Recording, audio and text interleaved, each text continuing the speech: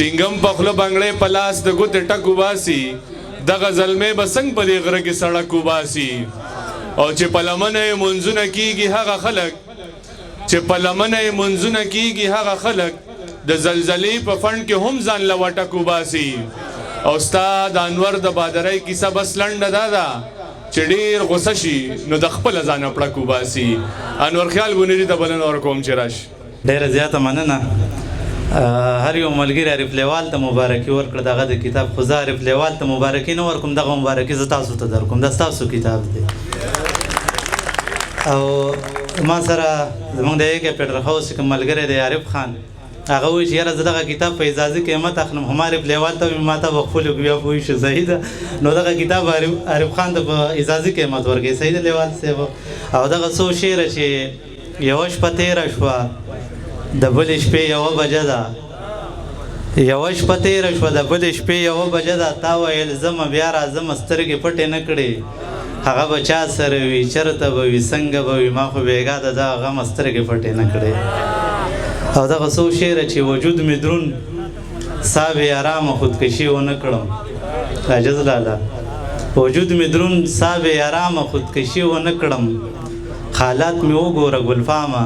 خودکشي ونه کړم، تل مې په ذهن کې په زړه کې دغه ویره ګرځي، په ما الزام دی له الزامه خودکشي ونه کړم، ساقي عادت دې کړم او لاړلې په مخه رانه، یم بې ارامه بې له جامه خودکشي ونه کړم، که مړ شوم ختمه که شوم پاتې د خندا به شمه او تره تا ته دې ډالۍ وي، که مړ شوم ختمه که شوم پاتې له خندا به شمه، یریږم زه چېرته ناکامه خودکشي ونه کړم، په نظر نه راځي نو خیال کې ولې راځي، په نظر نه راځي نو خیال کې ولې راځي، چېرته په تا پسې له بامه خودکشي ونه کړم. او دغه څو شعره نور چې را باندې بوج ده، زندگی خراب یم غم را له وخوړه ځواني خراب یم، د څه تشبیه ورکړم د ځانه سره، خو لنډه دا ده چې بیخي خراب یم، او چې چېرته ورځ وي هلته شپه هم راځي، ټیک په شم خیر دی عرضي خراب یم، او ښکلو ته نه یم بیخي د ټینګې، ډېر د سپېره غوندې زړګي خراب یم، او خیاله خبر یې کړه ارمان به وکړي، که اوس پوښتنې ته راځي خراب یم. ډېره دغه شعرونه به ستاسو لپاره ویم چې څومره خوند کوي، قربان اوړي راوړي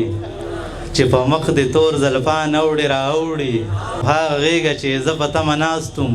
په هغې کې ماشومان اوړي راوړي، او نن له بامه دیدن وکه خفه نه شي په کوڅه کې رقیبان اوړي راوړي، او خیال زه چې ورته ووایم ښایسته یې آینې ته ستا په شان اوړي راوړي. ډېره زیاته مننه.